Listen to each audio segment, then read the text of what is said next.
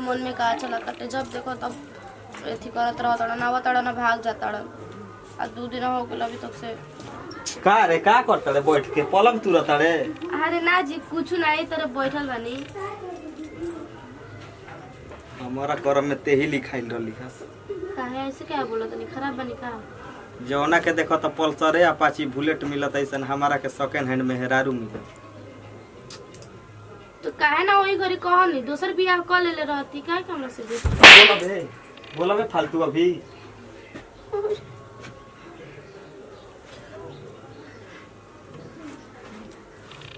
काहे मार देनी जी बताई त आज तक हमर चुप रहबे कि ना हमर मम्मी पापा हमर पे हाथ नहीं करो बोला बे अभी लड़ाई पे मुंह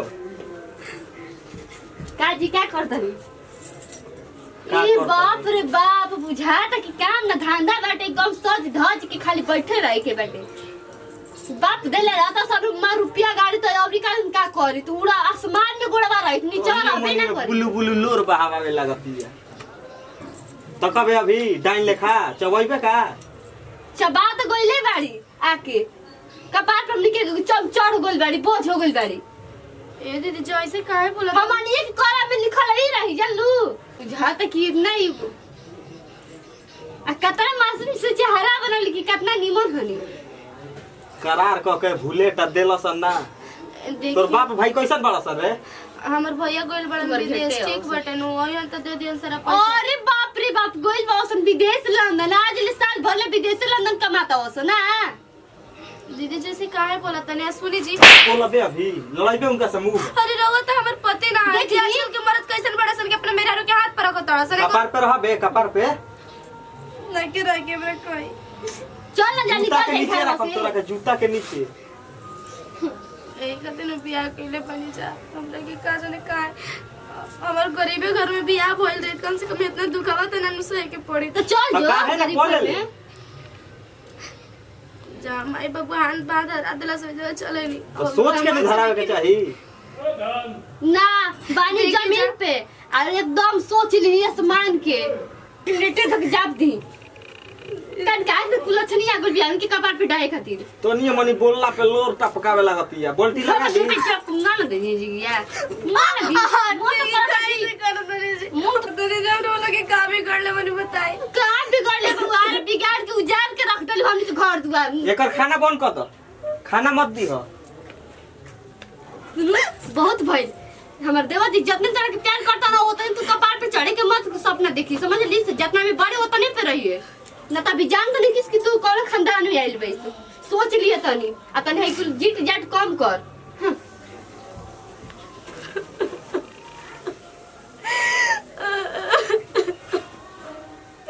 हे भगवान जब जब ये दिन दिखावे के रहे था हमरे के काहे जन्म देला तू काहे गरीब के घर में हमरे के जन्म देला जब हमर माई बाबू उतना दहेज ना दे पाए तो ये घर में शादियों तो ना करे के चाहिए लेकिन उन लोग के का कसूर जहाँ लिखल रहेला वैसे ना होला ये छे में निक लागत रहे ना उज घर ना रही मारे खातिर आए फिर छुआ तनी तो तू हमारा काहे मारत है का मारता नी खीस बरता हमरा अब समझी कि हमर कितना जलन तो मन तो करत रहे को कर वही घर झटिया के ओजी के का कर ली हम का कर ले तारा से प्यार न कर ले प्यार करी ना प्यार होता तो बुझाता कि वो करे में पिघलल जाता नहीं ऐसन बात नहीं के ओकरा प्यार में पिघलती तो ओकरा के मरती जब फिर या बैठल देखो तनी ना तो का करे हमर बीपी एकदम लो हो जाता देखो तो तोरे एगो तो प्यार में हम पातब दुबर हो गइल बानी हां रे एकदम सुखा गइल जी बोल का अब का कोई हम तो टेंशन में पगलाती जाता नहीं प्यार में एगो तो पी कहले नहीं कि बियाह ना करम बाद में करम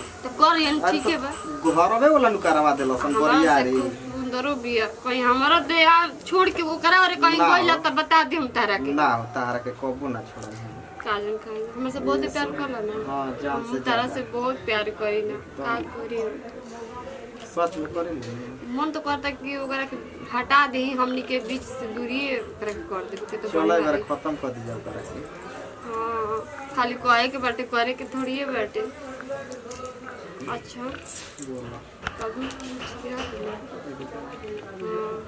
हम तो पागल नहीं रहते आई हो दीदी जी अरे रवा के लाज नहीं के लागत दीदी जी होजी के हमरे के मारने पीटने ये करे खाती ए दीदी जी ए बूची का होता लाज नहीं के लगता का है चिल्लाता क्या रे? सोचता है का चिल्लाता रे? कितना बढ़िया सोच रहे रे वालों के बारे में।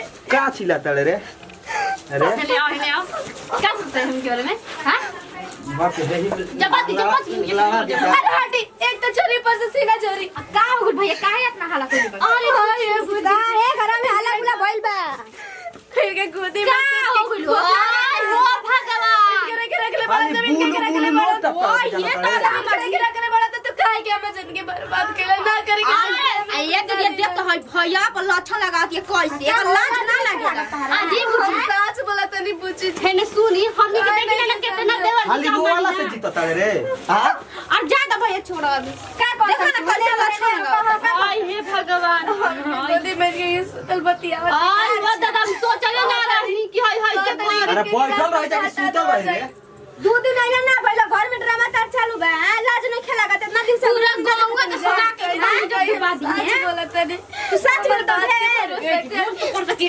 जी के हम दबा के ना दी समझ जा करे जब से आई जा घर में खाई ले अथवा के रख ले बिया ई बीच में हम तो कबे अभी तो कबे मन तो पकड़े दाब दी मुंह लग अरे छोड़ दो अभी छोड़ दो अरे भैया ना अरे छोड़ा हो तू अरे भाभी अरे छोड़ अरे भैया अरे तू छोड़ भैया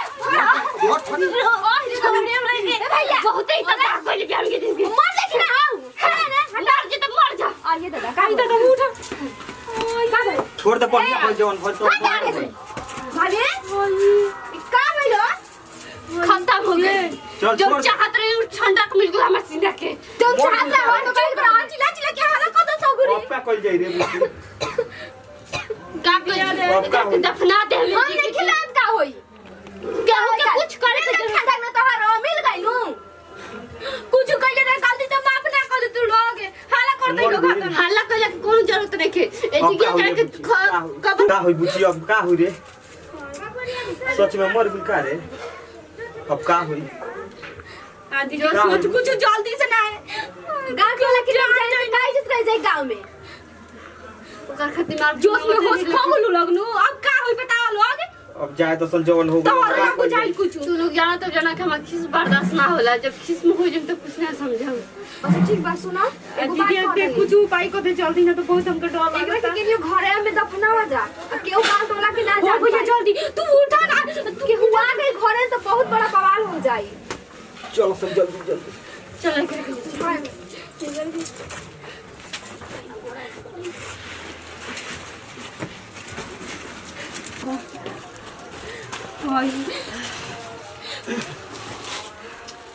का हुई अब रे केहू देखल ना नु रे हां घर में तेरा सब कान लगा के बैठल बा ना शुक्र लड़ाओ तो दीदी केहू देखले है ना भला ना तो केहू देख ली तो आ इनकर जौन चाल बानू केहू के ना छोड़िया नी घर में इतना के गुस्सा कर जाला जान ले लेली देखा जान ले लेली बैठले क्या बैठल करू ऐसन कर दिले ये हमर अरे साथे का कइले छिया कह देलस जाए तो लोग जवन भइल तवन भइल केहू के पता ना लागे के चाही बहरी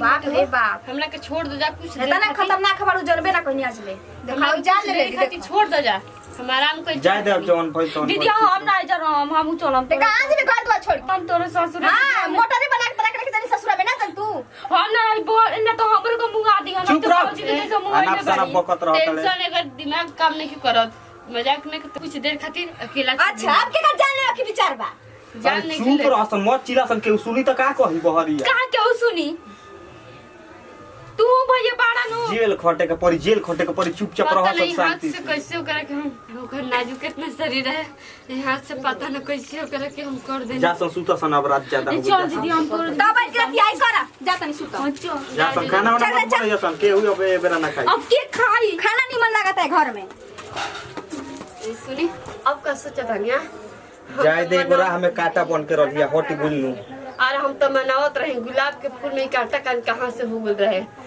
निकाल देनी अपन जिंदगी से हमनी के दोनों में दरार पैदा करे वाली रहे बीच में हट गई चल अब अब चल रोवा ज्यादा मत सोची। बहुत नहीं। खुश बनी, अंदर सुकून मिला था दिल के। मुँह छाती पे मुंह डाल गई रे हमारा, तबाह कर देनी करके, बर्बाद कर देनी। चल सोना अब ढेर मत चिल्ला। चल चलिए ये प्यार खाते तो हम तरसत रहे। चल जान चलिए ए हमर दिल के धड़कन। चल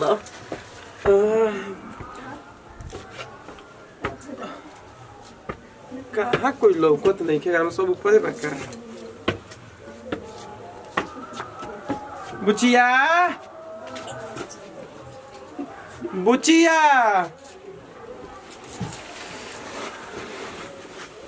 कोई लौकते नहीं के के। आइल बा दुआरा पे भौजी तन देखा त के आइल बा हो चिल्ला गाली के चिल्लाता। प्रणाम दीदी प्रणाम। खुश रही। कहाँ बा उनका कहाँ बोल बनी क्या? कहाँ बाड़ू हो आवा जा। और सब बताइए ठीक बा ना? सब अभी तब जैसे ही आईनी है विदेश ले घरे गोई नहीं फिरे जाईनी। अच्छा कोनो दिक्कत ना ना भैया? ना दहेजवा अपन पैसा प्रणाम दहेजवा अपन पैसा वाले लिखा ना देबे करो 1.5 लाख नु। दहेज कौन बनू की ठीक बा। अच्छा तो ले लिए अपन पैसा। ठीक। कहाँ भी है बुचिया? बुझिया हां अरे अब का कही जा। कैसे कहल जाए? का हो का हो गइल? तार बहिन का कर देली हमनी के कभी सोचले ना रही। का? अरे का कहतनी बैठी महाराज? बैठी बैठी बैठी बैठी। बैठी आराम से सुनी। कतन हम करे के अपन बहिन निहन मानत रही कि चलो आइल बई तो हम करे के हमार बहिन नहीं के लौती हरी जाए तो ऊ हमार छोट बहिन निहन खुमाते, लेकिन ऊ हमन संग खानदान इज्जत हमके सब डुबा दिहली। अरे कहाँ बिया ऊ? ऐसन ऐसे हमर बहन करिए नहीं के सकत। ऐसन कहली कि हमनी के घर से बाहर जाइल मुश्किल बा लोग हमनी पता। अरे पाउनी का कहतनी हमार बहन ऐसन गलती करिए नहीं के कि सकत। का कर अरे रउआ विश्वास ना करम लेकिन कर देले बाड़ी। एगो आ उनका के बोला नहीं बिया का बिया का। बतिया सुनी उनका के बोल नहीं जानू तो ऊ का जाने कब ऊ घर से निकल गइली अरे हमनी के सुताला में छोड़ के। रोवा ना पता ई झूठ बात बा। ऐसे हमर बहन करिए नहीं के ए सकत। बबुआ देखी। देखी हम अरे सोचले विश्वास पता ना करियो। समझाओ हम थक गइले कि ऐसे जो नैहर में कैलू ससुरा में मत करिया, लेकिन हमके एक बात ना सुना। रोई मत। हम फलानवा के चिलनवा के लइका चुप के चोरी घर में ढुकावे के भगवान। अरे हम कैसे अब हमरा से एक शब्द नहीं के बोला तो मुंह में करे क्या पोता। छोड़ी हमार बहन ऐसे गलती नहीं के कर सकत। हम अति चुकीला होता तो करे के कइले रहनी। हमार बहन अरे ना चुप। एमे जरूर कोनो बात बा, कुछ छुपावत नहीं जा हमरा। नहीं की जा छुपाओ विश्वास करी। बहिन निहन ओकरा के मन ले रही ऐसे समझावत रही, लेकिन हमर बात के ना मनलस। कहत रही तोर भाई तोरा के मानेला। अरे बहन ऐसन कौन गलती तोरा भाई कर देल रह तोरा साथे के चली तब रोई मत। भाई के इज्जत भी ना देखल। चली जो। हमार तो इज्जत ना तो कुल खानदान के इज्जत ना देखल। ए भाई जिया वो अगर तोरा में गलती होई जिया। जा लौके पे हम तोरा के माफ ना कर। जिया वो ऐसे पानी ले ले आओ। अब हम पानी ना पिया जब भैया हमार बहिन है ना तो हमार अब के बा। चल चुप रही सब कोई बाहर ठीक बा का हो गइल भैया? आज ठीक बा हम जाता नहीं तो काहे जातनी बैठी हम पानी ना पिया बहिन। पैसा ध के जाई लेके कहा जाता नहीं दहेज देवे खातिर लिया रही बात। पैसा सालवा का जन भाग गइल बा ओकर भाई वाले के का अब रोने की जरूरत नहीं है। जन पैसा लगा बड़ी त भाग गइल पैसा का है पैसा अपन घर जा रोवत का बड़ा पिठाले का मुंह लेके। मोय बुझाता कि कतना से तो ओकरा के तू जान जा। मोय लक्ष्मी आई बिया घर में तो बाहर ना जाए के चाहिए। बुझा ना केहू कहे के चाही कि ना छोटा की के दहेज जाई।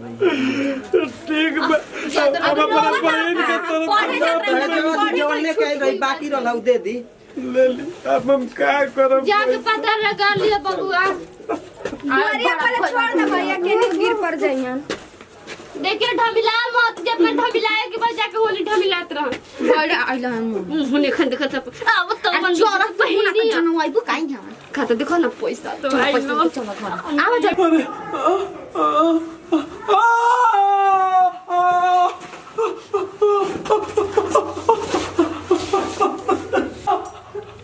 उठो भैया। हाँ भैया। अरे बहन तू काहे भाग रही? बहन तू काहे भाग रही? भैया भैया हम पागल नहीं की भैया, हम तरह से क्या बताई भैया। भैया अब भी दुनिया में नहीं की भैया। हाँ भैया ये दुनिया में हम नहीं की भैया। तेरा पता बा भैया ना तू हमारे भैया अकेले रह जाना करे। तेरा पता रहना कि हम कितना अच्छा है। हाँ भैया ये लोग हमरे की जान से मार देने बा भैया। हाँ भैया कैसे बहन ये कैसे बनते के बताओ एकरी के पापी के जिंदा ना चलम बहन अब जिंदा ना चल। अगर सुनल चाहता है ना हाँ भाई तो सुनो।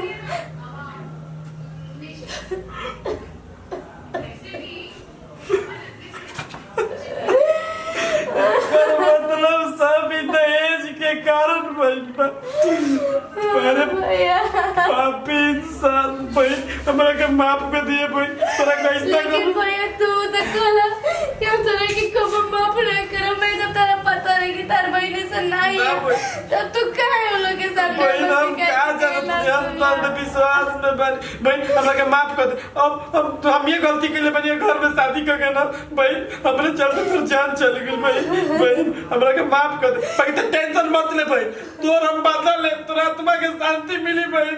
हम देखिए इस जेल के चक्की ना पिछवाई नहीं दहेज के लबियन के। लेकिन भैया ओमे लिया बुची के रोशनी बुची की कोनो गलती नहीं के। वो बाड़ी नु बड़की दीदी और वो लोग जानबूझ के उन लोग के कान में जहर भरले बाड़न। ए बहन चुप रह जौ के साथे साथे घून भी पिसाई आखिर वो एक खानदान के वजह काहे ना बचेली तोरा के दफनैले बैसन हुए दफनैले बैसन ते टेंशन मत ले तो पहाड़ का भाई जिंदा बा। अगर एकनी के सजा ना दिवाई तो सही पाप अत्याचार बढ़त रही हमनी के देश में और हमनी के बहन बेटी यही तरी मरात रही हम दहेज खातिर बहन यही तरी। हाँ अब ई होई दहेज खत्म होई ऐसे ही सब भाई अपने बहन के बदल लिया दहेज शायद खत्म हो जाए। हम तो जाने में कह दिले रही भैया कि हमारे भाई पैसा लेके ऐसे दे दे तब ना हमारी बात मानना। ठीक बा भैया अपन ख्याल रखिए।